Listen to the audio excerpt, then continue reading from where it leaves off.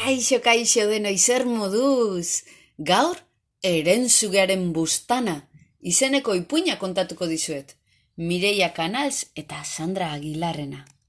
Ni gazteleraz dut, baina zuei beti bezala euskaraz kontatuko dizuet, bale? Begira. Bazen behin, Javier izeneko mutiko bat. Javier bere lagunekin aritzen zen egunero jolasten, modan zegon jostailuekin, eta garai hartan gomatxoekin. Amatxo, goma gehiago nahi ditut! Eta amatxok erantzun zion. Aizu, Javier, ez dizkizut gehiago erosiko, asko dituzu ja? Eta Javier, asko azerretu zan. Begira, begiak itxi zitun, eskumuturrak itxi, hortzak estutu eta kolpeka hasi zen lurrari jotzen. Hain fuerte, Erentzugaren bustana atera zitzaiola. Aurpegia gorritu zitzaion. Bere gelara joan zen.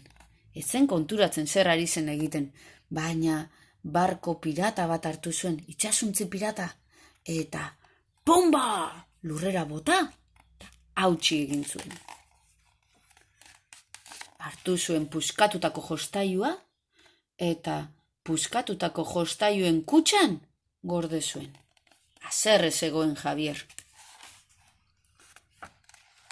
Orduan, kojin pila hartzea erabaki zuen. Volteretak egin nahi zituen, txiribueltaka aritu nahi zuen. Eta kojin bat bestearen gainean ipintzen hasi zen. Sofako kojinak, oheko kojinak, denakin txirrista handi bat bezalakoa sortu zuen pasilloaren erdian, eta hantxe bertan txiribueltaka, saltoka hasi zen. Orduan, aitatxo etorri zen, eta esan zion, aizu, Javier, hau ez da ez tokia ez momentua, ipinitzazu kojin denak bakoitza bere tokian, eta jolastu zaitela zai. Javier berriz ere haserretu egin zen, berriro beste jostailu bat hartzera abiatu zen. Baina, oraingoan ez zuen jostailurik aurkitu. Denak puskatuta zituen jada. Orduan lurraren kontra hasi zen, ostikoka, golpeak ematen, oihuka, kasketa handi bat zuen. Amorraturik zegoen. Baina orduan bere logela iluntzen hasi zen, kobazulo batean bezala zegoen. Etzekien zer ari zen gertatzen. Hantxe, bere puskatutako jostailu guztiak aurkitu zituen Javierrek.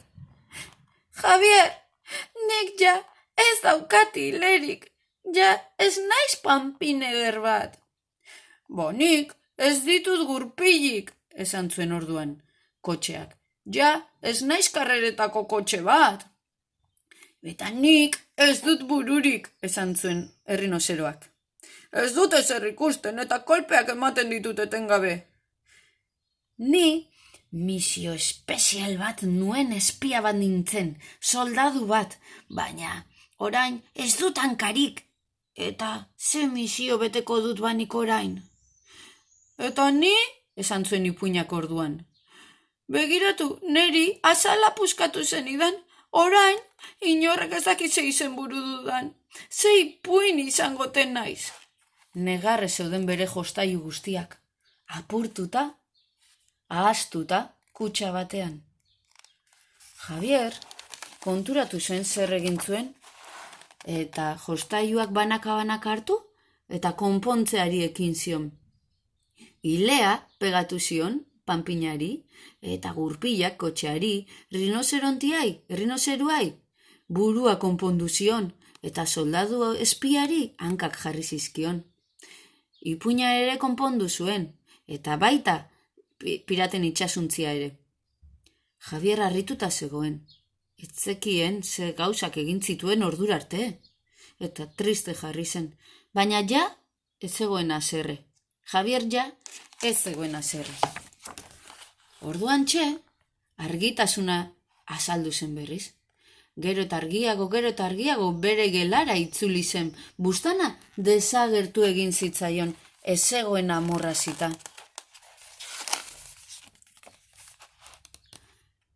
Javierrek ulertu zuen, batzutan amorrazten denean, kasketak dituenean eta gauzak puskatzen dituenean, asko haserratzen denean, kontrola galtzen duela. Baina berriz ere, bere onera etorri ahal duela. Arnasa hartu, pentsatu, gelditu, eta hemen da gure Javier. Ondo pasa, aio.